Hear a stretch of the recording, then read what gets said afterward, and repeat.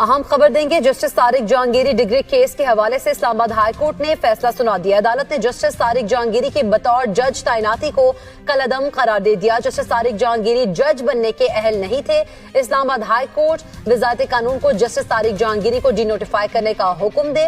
Justice Tariq Jahangiri کی degree جعلی قرار، عدالت کا فیصلے کی کاپی وزارت قانون کو بھیجنے کا حکم۔ طارق جہانگیری بطور جج تعیناتی کے وقت LLB کی درست ڈگری نہیں رکھتے تھے۔ فیصلہ، جسٹس طارق جہانگیری کی بینچ پر اعتراض کی درخواست بھی مسترد کر دی گئی۔ جسٹس طارق جہانگیری کے فل کورٹ تشکیل دینے کی درخواست کو بھی مسترد کر دیا گیا، جبکہ چیف جسٹس سرفراز ڈوگر اور جسٹس اعظم خان پر مشتمل 2 ڈویژنل بینچ نے یہ فیصلہ سنایا۔ طارق جہانگیری کے بطور جج تعیناتی غیر قانونی تھی۔ فیصلے میں کہا گیا طارق محمود جہانگیری جج کا عہدہ رکھنے کے اہل نہیں تھے۔ اس کے علاوہ طارق محمود جہانگیری کو بطور جج ڈی نوٹیفائی کرنے کا بھی حکم عدالت کی جانب سے دیا گیا ہے۔ Justice Tariq Jahangiri degree case کے حوالے سے اسلام آباد ہائی کورٹ نے فیصلہ سنا دیا۔ اسی پر بات کریں گے، بیورو چیف اسلام آباد عدیل بڑائش ہمارے ساتھ موجود ہیں۔ عدیل، آگاہ کیجیے گا، مکمل فیصلہ کب تک سنایا جائے گا؟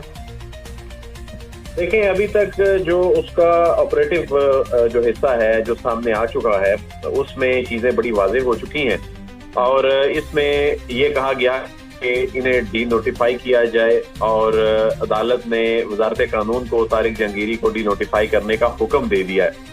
یہ بہت بڑی ڈیولپمنٹ ہے، اور اس فیصلے میں کہا گیا ہے کہ طارق جہانگیری بطور جج تعیناتی کے وقت LLB کی درست ڈگری نہیں رکھتے تھے۔ طارق جہانگیری کی بطور جج تعیناتی غیر قانونی تھی، اور طارق محمود جہانگیری جج کا عہدہ رکھنے کے اہل نہیں تھے، اور عدالت نے طارق محمود جہانگیری کو بطور جج ڈی نوٹیفائی کرنے کا حکم بھی دے دیا ہے۔ تو اب وزارت قانون جو ہے، اس بات کا امکان ہے کہ آج ہی اس فیصلے کی مصدقہ کاپی موصول ہونے کے بعد ڈی نوٹیفائی جو ہے وہ کر دے گی، کیونکہ وزارت قانون ظاہر ہے اس پہ ایک عدالتی بائنڈنگ ہے۔ تو یہ کو وارنٹ کی اس درخواست میں یہ معاملہ اس عدالت نے اسی سٹیج پہ ہی ختم کرنے کا یہ بنیادی طور پہ فیصلہ کیا، اور اس میں انہوں نے یہاں سے ہی یہ معاملہ ختم کرتے ہوئے وزارت قانون کو کہا ہے کہ اب یہ چونکہ جج ہی نہیں ہے تو انہیں ڈی نوٹیفائی کر دیا جائے، اور یہ تحریری فیصلے کا اس کو حصہ بنایا گیا ہے۔